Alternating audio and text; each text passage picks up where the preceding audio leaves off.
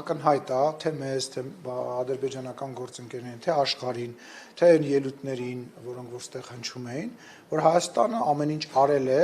իր ուժերից էլ նույնիսկ վեր արել է, որպես տարածաշրջանում խաղաղություն լինի, եւ տարածաշրջանում խաղաղություն այնուամենայնիվ փխրուն, բայց հաստատվել է այդ խաղաղությունը։ Եվ հիմա մենք պետք է շարունակենք, ինչպես ասվում է, անհանգստությունը, որ ունեն սահմանադրության մասով իշխանությունը Շողի ջան,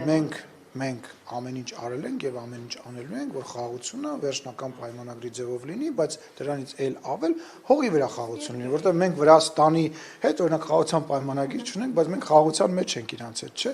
Պետք է այդ հարցը մեզ ժամանակապետ, որ Ղարաբաղի բնակիչները ինչ որ պայի, ինչ որ մարդ, որ ուզենա վերադառնա